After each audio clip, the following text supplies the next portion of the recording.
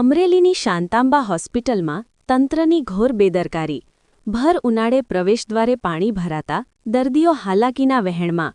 નમસ્કાર દર્શક મિત્રો, SS2 ન્યૂઝને સબસ્ક્રાઇબ કરો અને અમને ફેસબુક અને ઇન્સ્ટાગ્રામ પર ફોલો કરો. જોડાઓ.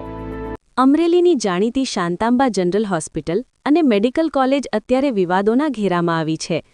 આશ્ચર્યની વાત એ છે કે અત્યારે જ્યારે ધોમધકતો ઉનાળો ચાલી રહ્યો છે અને આકાશમાંથી અગનગોળા વરસી રહ્યા છે, ત્યારે આ હોસ્પિટલના મુખ્ય પ્રવેશદ્વાર પર જાણે ચોમાસું બેઠું હોય તેમ પાણી ભરાયેલા જોવા મળી રહ્યા છે. વહીવટી તંત્રની આ ગંભીર બેદરકારીને કારણે હોસ્પિટલમાં સારવાર અર્થે આવતા દર્દીઓ અને તેમના સ્વજનોને ભારે હાલાકીનો સામનો કરવો પડી રહ્યો છે. તંત્રની બેદરકારીનું પ્રતીક. સામાન્ય રીતે હોસ્પિટલ એ સ્વચ્છતા અને સુવિધાનું ધામ હોવું જોઈએ, પરંતુ શાંતાંબા હોસ્પિટલના પ્રવેશદ્વારની સ્થિતિ કંઈક અલગ જ ચિત્ર રજૂ કરી રહી છે. હોસ્પિટલના સત્તાધીશો અને અધિકારીઓની તકેદારીના અભાવે મુખ્ય ગેટ પાસે જ પાણીનો જમાવડો થયો છે. આ સમસ્યા કોઈ કુદરતી આપત્તિ નથી, પરંતુ તંત્રની નિષ્કાળજીનું જીવંત ઉદાહરણ છે.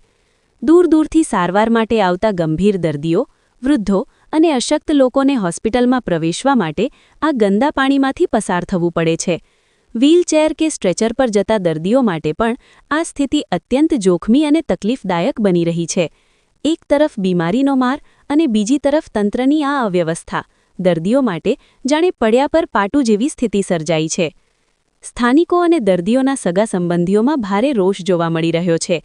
લોકો સવાલ ઉઠાવી રહ્યા છે કે શું હોસ્પિટલના ઉચ્ચ અધિકારીઓને આ ગંભીર સમસ્યા દેખાતી નથી કે પછી જાણી જોઈને આંખ આડા કાન કરવામાં આવી રહ્યા છે.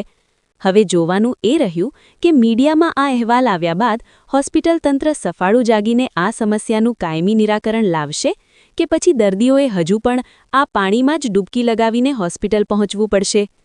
Reporter Farooq Bilakhia, SS2 news, Amreli.